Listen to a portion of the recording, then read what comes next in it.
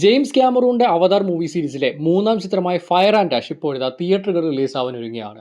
ആദ്യ സിനിമ ഇറങ്ങി 13 കൊല്ലങ്ങൾക്ക് ശേഷം 2022-ലാണ് രണ്ടാം ചിത്രമായ വേ ഓഫ് ദ വാട്ടർ റിലീസായിട്ടുണ്ടായിരുന്നത്.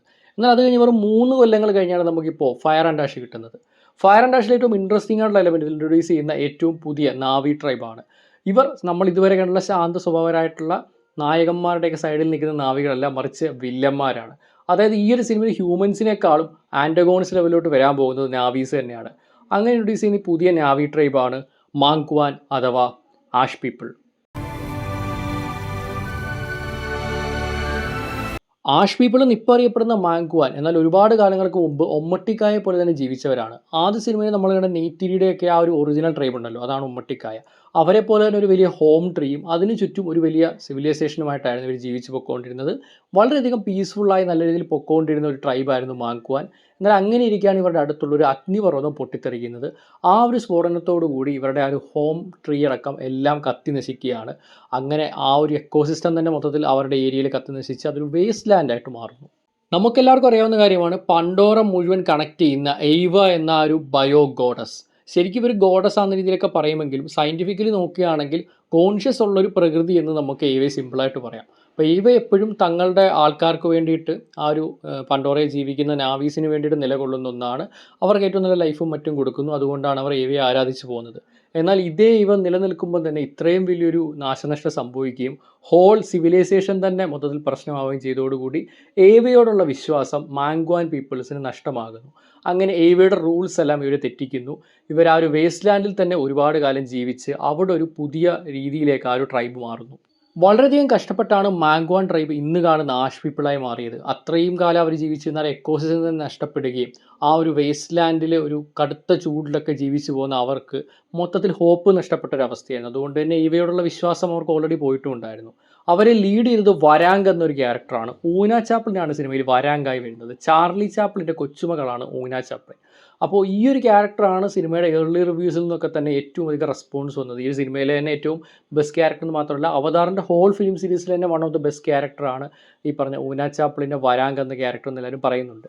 ഈ ഒരു മാങ്ക്വാൻ ട്രൈബ് അല്ലെങ്കിൽ ആഷ് പീപ്പിളിനെ ലീഡ് ചെയ്യുന്ന വരാങ്കാണ് വളരെയധികം കഷ്ടപ്പാടിൽ കടന്ന ഈ ഒരു ജനതയെ ഈ ഒരു ലെവലിലേക്ക് എത്തിച്ച് വമ്പൻ വാരിയേഴ്സാക്കി മാറ്റുന്നതിൽ വരാങ്കിന് വലിയൊരു പങ്ക് തന്നെയുണ്ട്.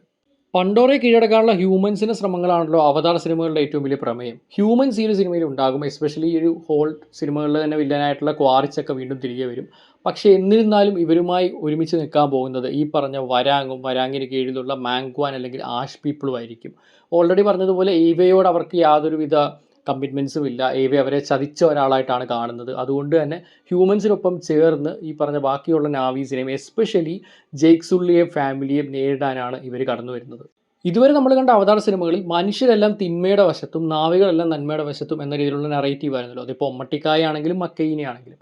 എന്നാൽ ഈ ഒരു പുതിയ ട്രൈബിൻ്റെ കടന്നുവരവോടുകൂടി അവതാർ യൂണിവേഴ്സിൽ നാവികളിലും ഈവിളായിട്ടുള്ള ആൾക്കാരുണ്ടെന്നും ഈവിൾ ട്രൈബ്സ് ഉണ്ടെന്നുമുള്ള ആ ഒരു പുതിയ ഡയമെൻഷനിലോട്ടാണ് ഇത് ചുവട് വെക്കുന്നത്. അതുകൊണ്ട് തന്നെ ഈ ഒരു സിനിമയിൽ തീനാവികൾ കാരണം എനിക്കൊരു പ്രത്യേക ഇൻട്രസ്റ്റ് ഉണ്ട്. അപ്പോൾ തീനാവികളുടെ ഏറ്റവും വലിയ പ്രത്യേകതകളൊന്നും ഇവർ ഈ പറഞ്ഞ പോലെ വളരെയധികം ക്രൂവലാണ്. അതായത് നമ്മുടെ ഹ്യൂമൻസിൻ്റെ കുറേ ക്രൂവലിറ്റികളുണ്ടല്ലോ, അതിനേക്കാളും കഷ്ടമാണ് ഇവരെന്ന് പറയാം. നേരത്തെ പറഞ്ഞതുപോലെ എയ്വയുടെ തീരുമാനമാണ് മറ്റ് വെപ്പൺസ് ഹ്യൂമൻസ് യൂസ് ചെയ്യുന്ന ഗണ്ണടക്കമുള്ള വെപ്പൺസ് യൂസ് ചെയ്യുന്നുള്ളത്. എന്നാൽ എയ്വ ഇവർ അനുസരിക്കുന്നില്ലല്ലോ. അതുകൊണ്ട് അതടക്കം ഇവർ യൂസ് ചെയ്യും. അതേപോലെ ഇവരുടെ ട്രൈബിലേക്ക് ഒരാൾക്ക് ജോയിൻ ചെയ്യണമെന്നുണ്ടെങ്കിൽ മറ്റൊരു നാവിയെ കൊന്നാൽ മാത്രമേ സാധിക്കുകയുള്ളൂ. അത്രത്തോളം ബ്രൂട്ടലാണ് ഈ പറഞ്ഞ മാങ്ക്വാൻ അല്ലെങ്കിൽ ആഷ് പീപ്പിൾ എന്ന ട്രൈബ്. മാങ്ക്വാന് പുറമെ മറ്റൊരു പുതിയ ട്രൈബിനെ കൂടെ അവതാരത്തിൽ ഇൻട്രൊഡ്യൂസ് ചെയ്യുന്നുണ്ട്. അതാണ് ലാലിം അഥവാ വിൻഡ് റൈഡേഴ്സ്. പേര് സൂചിപ്പിക്കുന്ന പോലെ ആകാശത്താണ് ഇവരുടെ ഓൾമോസ്റ്റ് എല്ലാ സമയത്തും ഉള്ള സഞ്ചാരവും താമസവും ഒക്കെ. ഇവർക്ക് ജയൻ്റ് ആയിട്ടുള്ള എയർഷിപ്സ് ഉണ്ട്. അതായത് നമ്മൾ ഈ ഹോട്ട് എയർ ബലൂണൊക്കെ കാണത്തില്ലേ, അതിൻ്റെ ഒരു നേച്ചറായിട്ടുള്ള ഒരു വമ്പൻ ബിഗർ വേർഷൻ. അതിലാണ് ഇവരിങ്ങനെ പറന്നു പോകുന്നത്. സോ ഇവർ ഈ പറഞ്ഞ പോലെ പുതിയൊരു ഇൻട്രസ്റ്റിംഗ് ആയിട്ടുള്ള ട്രൈബാണ്. എന്നാൽ ഇവർ മറ്റേ മാങ്ക്വാനേക്കാളും വ്യത്യസ്തമായിട്ട് വളരെയധികം പീസ്ഫുള്ളായിട്ട് പൊയ്ക്കൊണ്ടിരിക്കുന്ന ഒന്നാണ്. പിന്നെ ഇവർ മറ്റേ നൊമാഡിക് നേച്ചറാണ്. അതായത് ഇവർ ഒരിടത്തായിട്ട് അങ്ങനെ നിൽക്കത്തില്ല, ഇങ്ങനെ പറന്ന് എപ്പോഴും ജീവിക്കുന്ന ഒരു സമൂഹമാണ് ഇവരുടേത്. ആൻഡ് ഇവരെ ഈ പറഞ്ഞ തീനാവികൾ അറ്റാക്ക് ചെയ്യുന്ന സീനൊക്കെ നമ്മൾ ട്രെയിലറിലൂടെ കണ്ടിട്ടുണ്ടായിരുന്നു. സോ അങ്ങനെ ഒരു വലിയ സിവിൽ വാർ തന്നെയാണ് പണ്ടോറയിൽ നടക്കാൻ പോകുന്നത്. അവതാർ വേ ഓഫ് ദ വാട്ടറിൻ്റെ അവസാനം ജേക്ക് സള്ളിയുടെ മക്കളിലൊന്നായി നെട്ടയാം മരിക്കുകയും അതോടുകൂടി ഈ ഒരു ഫൈറ്റിൽ നിന്നും ഇനി പിന്മാറലില്ല, ഒളിച്ചോട്ടമില്ല, നേരിടുകയാണെന്നുള്ളൊരു മൈൻഡിലേക്കാണ് സള്ളി ഫാമിലി എത്തി നിൽക്കുന്നത്. അപ്പോൾ നെയ്റ്റിരി എന്ന ക്യാരക്ടർ നമ്മൾ ഫസ്റ്റ് പാർട്ട് തൊട്ടേ കാണുന്നതാണ്. ആദ്യത്തെ പാർട്ടിൽ കാണുമ്പോൾ തന്നെ നെയ്റ്റിരിയുടെ ചേച്ചി ഹ്യൂമൻസാൽ കൊല്ലപ്പെട്ട ഒരു കാര്യമൊക്കെ പറയുന്നുണ്ട്. ആ ഒരു സിനിമയിൽ തന്നെ നെയ്റ്റിരിയുടെ അച്ഛനും മരിച്ചു പോകുന്നുണ്ട്. അങ്ങനെ ഒരു ഭയങ്കര വെഞ്ചൻസോടെ നടക്കുന്ന, ഹ്യൂമൻസിനോട് അത്ര ദേഷ്യത്തോടെ നടക്കുന്ന ഒരു ക്യാരക്ടർ നെയ്റ്റിരി. ഇക്കാരണം കൊണ്ട് തന്നെയാണ് ഈ ക്വാറിച്ചിൻ്റെ മകനായിട്ടുള്ള സ്പൈഡറിനെ ഒരു വധഭീഷണി പോലെ വാളൊക്കെ വെച്ച് വെട്ടിക്കൊല്ലാൻ പോകുന്ന രീതിയിലൊക്കെ കഴിഞ്ഞ പാർട്ടി കണ്ടത്. അത്രത്തോളം വയലൻ്റ് ആയിട്ട് നിൽക്കുന്ന ഒരു ക്യാരക്ടറാണ് നെയ്റ്റിരി. അതിൻ്റെ കൂടെ തന്നെ ഇപ്പോൾ ഏറ്റവും മൂത്ത മകനായിട്ടുള്ള നെട്ടയാമും മരിച്ചു. സോ അതുകൊണ്ട് തന്നെ നെയ്റ്റിരിയുടെ ക്യാരക്ടർ ആർക്ക് ഈ ഒരു സിനിമയിൽ നല്ല രീതിയിൽ മുന്നോട്ട് പോകുമെന്നാണ് വിചാരിക്കുന്നത്. കാരണം ഓൾറെഡി അത്രത്തോളം വൾണറബിൾ പൊസിഷനിലായിട്ടുള്ള, അല്ലെങ്കിൽ അത്രത്തോളം റേജ് കയറി നിൽക്കുന്ന ഒരു ക്യാരക്ടറാണ്. അപ്പോഴാണ് വരാങ്കും പീപ്പിളും ഇവിടെ എത്തി ഇവർക്കെതിരെ വരാൻ പോകുന്നത്. സോ അതുകൊണ്ട് തന്നെ ഈ സിനിമയിലെ ഏറ്റവും മെയിൻ ആയിട്ടുള്ള പ്ലോട്ട് പോയിന്റ്സിലൊന്ന് വരാങ്കു വേഴ്സസ് നെയ്റ്റിരി ആയിരിക്കും തോന്നുന്നു. അത് ഫിസിക്കലി ഉള്ള ഫൈറ്റ്സ് മാത്രമല്ല, മെൻ്റലി ഉള്ളൊരു ഫൈറ്റും കൂടിയാണ്. പിന്നെ രണ്ടുപേരും ഫീമെയിൽ ക്യാരക്ടേഴ്സും കൂടിയാണല്ലോ. അപ്പോൾ ആ ഒരു ഡൈനാമിക്സ് ഇവിടെ കൊണ്ടുവരുമായിരിക്കും എന്ന് കരുതി സെക്കൻഡ് പാർട്ടിൽ ജെയ്ക്ക് സള്ളി സൈഡ് ആക്കിയതുപോലെ ഇവിടെയും സൈഡ് ആക്കില്ല എന്നാണ് പ്രതീക്ഷിക്കുന്നത്. സെക്കൻഡ് പാർട്ടിൽ എനിക്ക് നെഗറ്റീവായിട്ട് തോന്നിയൊരു കാര്യം അതായിരുന്നു. ഫാമിലി വന്നപ്പോഴത്തേക്കും ഫോക്കസ് പലയിടത്തും സ്കാറ്റർ ആയിപ്പോയി. അതുകൊണ്ട് തന്നെ ജെയ്ക്ക് സള്ളി കുറച്ച് സൈഡ് ആയതുപോലെ തോന്നി. ഈ ഒരു സിനിമയിൽ അതിനുള്ളൊരു സാധ്യത ഉണ്ടെങ്കിലും അങ്ങനെ ആവാതിരിക്കട്ടെ എന്ന് ആഗ്രഹിക്കുന്നു.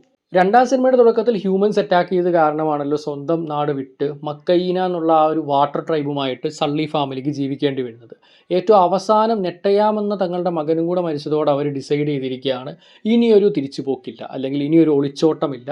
ഇവർ ഈ ഒരു മക്കൈനയുടെ കൂടെ തന്നെ നാവികളായി നിൽക്കും. ഇനി വരുന്ന ഹ്യൂമൻസ് ആണെങ്കിലും ഈ പറഞ്ഞ മാങ്കുവാനാണെങ്കിലും ആരാണെങ്കിലും നേരിടും എന്നുള്ളൊരു ദൃഢനിശ്ചയത്തിലാണ് ഇപ്പോൾ സള്ളി ഫാമിലി ഉള്ളത്. നേരത്തെ പറഞ്ഞ നെയ്റ്റിരിയുടെ ആ ഒരു ഇമോഷൻസ് എല്ലാം ഉള്ളതുപോലെ തന്നെ ഒരു ലീഡറും ഫാദറുമായിട്ടുള്ള ജെയ്ക്ക് സള്ളിയുടെ ഇമോഷൻസും നല്ല രീതിയിൽ തന്നെ ഈ സിനിമയിൽ എക്സ്പ്ലോർ ചെയ്യുമെന്ന് പ്രതീക്ഷിക്കാം. ഇതിനിടയിൽ അവതാർ ഫ്രോണ്ടിയേഴ്സ് ഓഫ് പണ്ടോറ എന്ന് പറഞ്ഞിട്ട് ഒരു ഗെയിം ഇറങ്ങി നിങ്ങൾ കുറേ പേരെങ്കിലും അറിഞ്ഞിട്ടുണ്ടായിരിക്കും. ആ ഒരു ഗെയിമിൻ്റെ സ്റ്റോറി പക്ഷേ നടക്കുന്നത് ആദ്യ സിനിമയ്ക്കും രണ്ടാം സിനിമയ്ക്കും ഇടയിലാണ്. അതായത് ഹെൽസ് ഗേറ്റിൽ വെച്ചിട്ട് RDA ഇവർ തോപ്പിക്കുമല്ലോ, നാവീസ് എല്ലാം കൂടെ. അവസാനം ജെയ്ക്ക് സള്ളി ഒരുമിച്ച് ഇവരുടെ കൂടെ ചേരുന്നു. അതിനുശേഷമുള്ള കഥയാണ് ഈ ഒരു ഗെയിമിൽ പറയുന്നത്. ഇപ്പോൾ ഈ ഒരു ഗെയിമിൽ fire and ash cinema release ആവുന്നതുകൊണ്ട് തന്നെ ഒരു സ്പെഷ്യൽ ഇവൻറ്റ് വന്നിരിക്കുകയാണ്. ആൻഡ് ഈ ഒരു ഇവൻറ്റിൽ ആഷ്ലാൻഡിലുള്ള പല ആൻറ്റഗോണിസ്റ്റുകളെയും നേരിടേണ്ടി വരുന്നതായിട്ടുമുണ്ട്. സിനിമ കാണുന്നതിന് മുന്നേ ഗെയിമിലെ കഥയൊന്നും ശരിക്കും പറഞ്ഞാൽ അറിഞ്ഞിരിക്കേണ്ടതില്ല. കാരണം സിനിമ ഇറങ്ങുന്നത് കൊണ്ട് ഒരു സ്പെഷ്യൽ ഇവൻ്റായിട്ട് ക്യാരക്ടേഴ്സിനൊക്കെ കൊണ്ടുവന്നു എന്നേ ഉള്ളൂ. അവതാർ 2 അഥവാ വേ ഓഫ് ദ വാട്ടർ കേരളത്തിൽ നിന്ന് കളക്ട് ചെയ്തത് 42 കോടിയോളം രൂപയാണ്. അതായത് ഇപ്പോഴും ടോപ്പ് 10 അന്യഭാഷാ സിനിമകൾ കേരളത്തിൽ നിന്ന് കളക്ഷൻ എടുത്ത ലിസ്റ്റ് എടുക്കുകയാണെങ്കിൽ അതിൽ അവതാർ 2 ഉണ്ട്. അതിൻ്റെ ഒരേ ഒരു വിദേശ സിനിമയായിട്ടുള്ളതും അവതാർ 2 തന്നെയാണ്. അവതാർ 3യിലേക്ക് വരുമ്പോൾ ആ ഒരു ലെവൽ ഹൈപ്പോ കാര്യങ്ങളോ ഒന്നും ഇല്ല. 2 കുറച്ച് ശോകമായതാണ് അതിൻ്റെ റീസൺ എന്ന് തോന്നുന്നു. എന്തായാലും മലയാളം ഡബ്ബ് കൂടെ തിയേറ്ററുകൾ റിലീസ് ഉണ്ടെന്നുള്ള കാര്യം ഒന്ന് സൂചിപ്പിക്കുകയാണ്. 2നും ഉണ്ടായിരുന്നു, അതിന് അത്യാവശ്യം കളക്ഷൻ കിട്ടിയത് കൊണ്ട് തന്നെ ആയിരിക്കണം 3ക്കും ഇപ്പോൾ അവർ മലയാളം ഡബ്ബ് കൺസിഡർ ചെയ്യുന്നത്. സോ ഫുൾ ഫാമിലിയായിട്ട് പോയി കാണാൻ ആഗ്രഹിക്കുന്നവരുണ്ടെങ്കിൽ നിങ്ങൾക്ക് മലയാളം ഡബ്ബ് ഓപ്റ്റ് ചെയ്യാവുന്നതാണ്. അതിൻ്റെ ട്രെയിലേഴ്സൊക്കെ ഓൾറെഡി അവൈലബിൾ ആണ്. സോ നിങ്ങൾക്ക് ഡബ്ബിൻ്റെ ക്വാളിറ്റി ചെക്ക് ചെയ്യാവുന്നതാണ്. അവതാർ 3 വിജയിച്ചില്ലെങ്കിൽ ഈ പരിപാടി തന്നെ നിർത്തുമെന്നാണ് ക്യാമറോൺ പറഞ്ഞിരിക്കുന്നത്. ഇനി മറ്റൊരു അവതാർ മൂവി താൻ ഡയറക്റ്റ് ചെയ്യില്ല എന്നുള്ളത്. പക്ഷേ ഓൾറെഡി അവതാർ 4 and 5 ഇൻ പ്രൊഡക്ഷനാണ്. അതായത് അവതാർ 2ഉം 3യും ഒരുമിച്ചാണ് ഇവർ ഷൂട്ട് ചെയ്തത്. അതുകൊണ്ടാണ് ഇത്രയും കൊല്ലം കഴിഞ്ഞിട്ട് വേ ഓഫ് ദ വാട്ടർ വന്നത്. ശരിക്കും അവർ 2 പാർട്ടോട് ഒരുമിച്ചായിരുന്നു ഷൂട്ടിങ്. അങ്ങനെ ചെയ്തതിൻ്റെ അടുത്ത ഭാഗമാണ് ഇപ്പോൾ വരാൻ പോകുന്ന ഫയർ ആൻഡ് ആഷ്. പക്ഷേ 4 and 5 അതിന് ശേഷമാണ് പ്രൊഡക്ഷൻ വർക്കുകൾ ആരംഭിച്ചത്. എന്നിരുന്നാലും ജെയിംസ് ക്യാമറൂൺ ഈ പടം വിജയിച്ചാലും ഇല്ലെങ്കിലും ഈ ഒരു ഫ്രാഞ്ചൈസിൽ നിന്ന് മാറണമെന്നാണ് എൻ്റെ ഒരു ഒപ്പീനിയൻ. കാരണം ഇത്രയും കൊല്ലമായി 2009 അല്ലെങ്കിൽ അതിന് മുമ്പുള്ള ഫസ്റ്റ് അവതാറിൻ്റെ പ്രൊഡക്ഷൻ ടൈം തൊട്ടേ ഈ ഒരൊറ്റ വേൾഡിലാണ് ക്യാമറൂൺ സ്റ്റക്കായിട്ടിരിക്കുന്നത്. ഇപ്പോൾ ടെർമിനേറ്ററിൻ്റെ അടുത്ത പാട്ടിൻ്റെ സ്റ്റോറി എഴുതുന്നതാണ് കേട്ടത്. പക്ഷേ അത് ഡയറക്ഷനിലോ കാര്യങ്ങളൊന്നും പോകുന്നില്ല. അതേപോലെ അലീറ്റ ബാറ്റിൽ ഏഞ്ചലിൻ്റെ സ്റ്റോറി എഴുതുന്നുണ്ട്. പിന്നെ ഹിരോഷിമ ബേസ് ചെയ്തിട്ട് ഒരു ഫിലിം വരുന്നു എന്നൊക്കെ കേൾക്കുന്നു.